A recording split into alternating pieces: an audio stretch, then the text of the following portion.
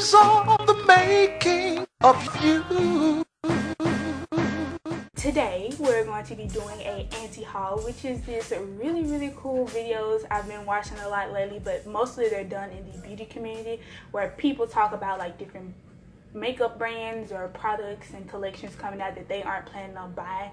And since I'm obsessed with these videos, I was like, I should do one of these but do books instead. So that is what we're going to do today. I have like a small list of sorts. I didn't go like too intense, but we will go ahead and get started. The first one on the list is Miss Peregrine's Home for Peculiar Children, and I don't have anything personally like against the author or like the plot of the book per se. It just generally doesn't seem like a book that I would be interested in. I know it's just was kind of got popular from it had a movie come out and stuff like that, and I've just noticed that I'm not really interested in those type of magic type of books. It kind of gives me like a Harry Potter type of feel, and if you've been following my channel, I've never read Harry Potter, and I really don't think I'm ever going to read Harry Potter. So it's just like one of those things where it just doesn't really seem like something I'll be interested in. So that's why it's on the list.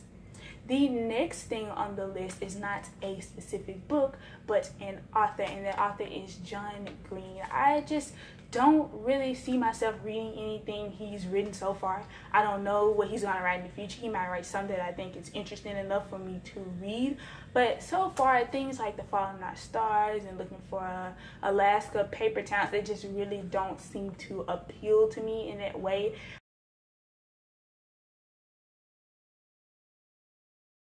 So the next one on the list is a book that I ran across on Goodreads on the new release page, and it's called More Than a Slave. And this book had me so appalled that I could not include this on the list. I don't know who thought that this was going to be a good idea. I don't know. You know, if you've ever looked into publishing, it's a long process. You got to get an agent. The agent has to like your book. Then the agent has to find publishers to like your book, and then the publishers go through the book, they revise it. Like, it's a lot of people who see the book, and there's a lot of chances to catch a book, especially if it's a horrible idea. And I feel like this was an awful idea. Basically, it's a romance novel, and just based off the title, they're just two things that should not be. Slave and romance novel. It's just like, no. And basically, it's a slave who fell in love with like her master, or whatever we're gonna call it, or whatever like that. And instead of it being like a book that focuses on like Stockholm syndrome, or you know, on the fact that like the readers know that this isn't normal, because I've read a book like that before where it's been more like a Stockholm syndrome type thing, and it was actually quite interesting. But from the way that this was written in the synopsis, it's more written just like your average romance novel. Like, they're marketing this like a just regular old romance novel. There's no like Stockholm. No, this is just like they fell in love and lived happily ever after, and I just like that. It's just so twisted to me. Like, how is this in a romance category? Like, I don't understand who would find this interesting, and I don't know if it's just me because of my ancestral background that I find this just kind of, I'm biased toward this book, but it just does not seem like a good book.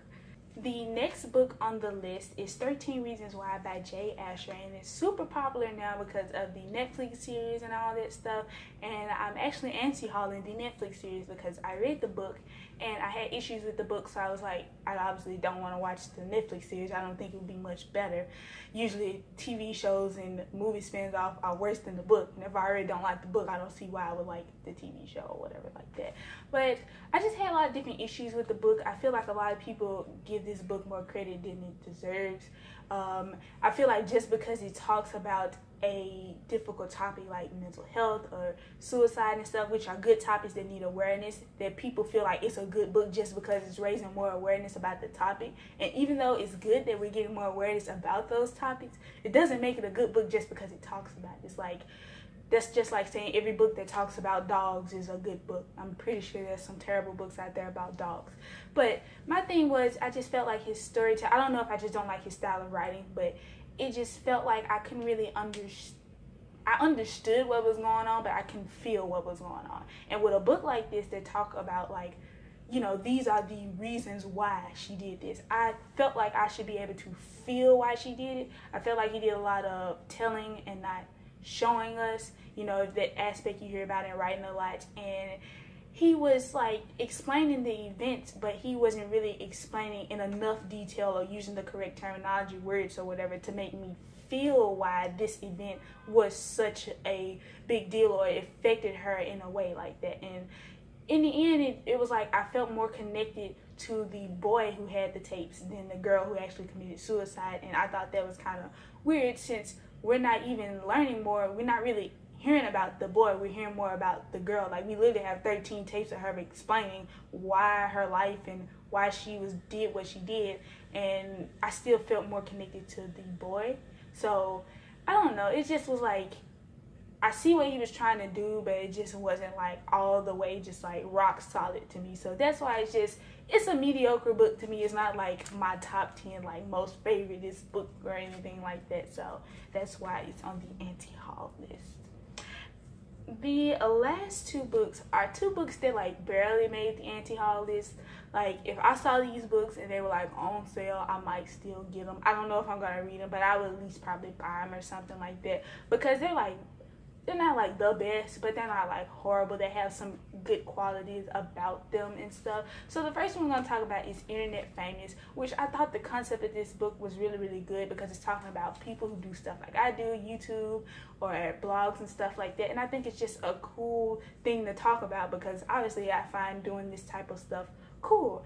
But the thing that got me was it just seemed like the most cliche, stereotypical YouTube thing. Like, it just was so not anywhere close to like serious at all, and it just was like, wow, this is just so I can't even describe the word, but I kind of break down the synopsis for you. Basically, it's this girl who, I think she broke up with her boyfriend or something, and her fandom in like the comment section were trying to help her find another boyfriend, and she found one.